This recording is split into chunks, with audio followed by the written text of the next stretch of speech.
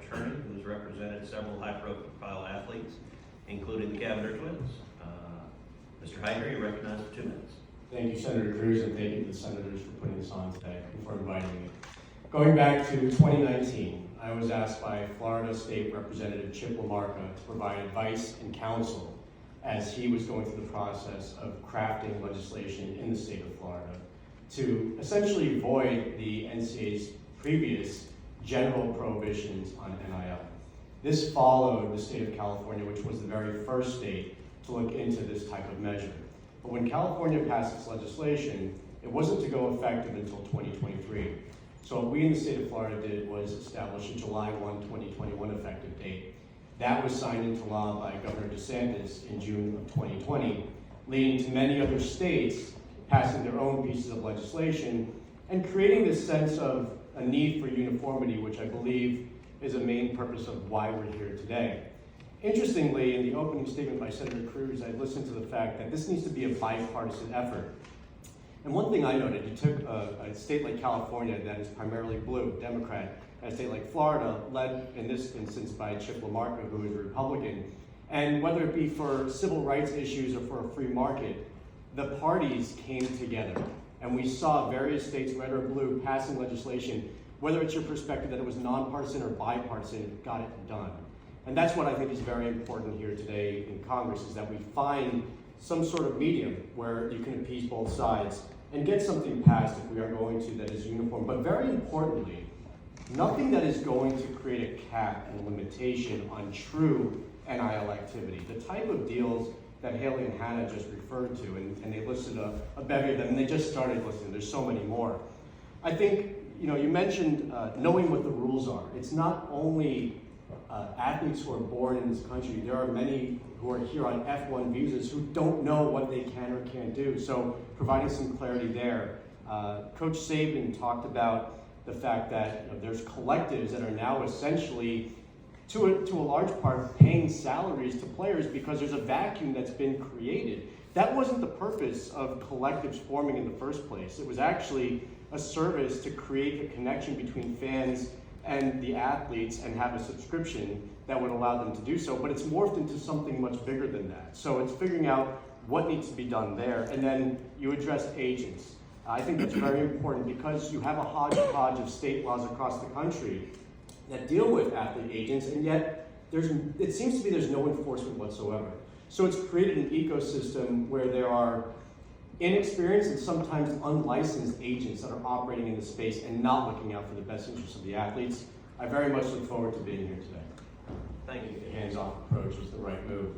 I think back, having worked with many agents throughout my career in athletes, you have the Federal Trade Commission that has actually been responsible for enforcing something called the Sports Agent Responsibility and Trust Act, and has not once enforced that law. And so I don't trust whether it be the FTC or another branch of government to now take on more of a burden, which it is a big burden to now control and monitor whatever it is that Congress may pass. So I think leaving it in the hands of the NCAA would be preferable to adding additional government involvement. As far as employment status is concerned, it actually goes back to something I was going to talk about when you asked what's the biggest challenge. From my perspective, what's been created is a vacuum based on what is clearly supply and demand for athletes to receive something more than NIL. And there's just no way to actually pay that outside of what's been created through the collective ecosystem. And I think collectives should maintain some role, but not necessarily that role of filling that vacuum. And if there's a way to allow colleges to pay players, whether it be through what President Baker has suggested, through some sort of new NIL vehicle or otherwise, I think that's very important because what has developed is the system of unrestricted free agents. That of unconscionable contracts. Sure. So an example of that would be where a collective has the ability to now take over all of the group licensing rights for a player. So a player doesn't even get the opportunity to opt in or opt out on a group licensing deal.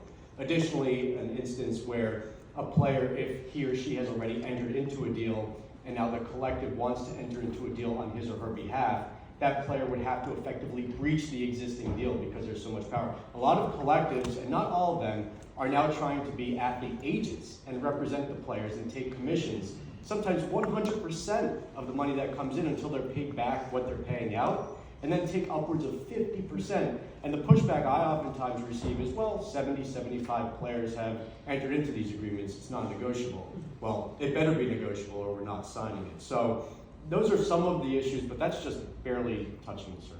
Mr. White, Considering what Senator Moran just stated, that there's now been over 10 different hearings on this subject, I don't think 4 years ago revenue sharing was a serious consideration. So look how far Congress has even come on that subject. And it's very important. Going back to my opening statement, if anything is going to get done, it needs to be nonpartisan or bipartisan, depending on your perspective. And I think of penultimate importance here is that if Congress is motivated to affirmatively classify athletes as not being employees, then it should also do the job of ensuring better working conditions.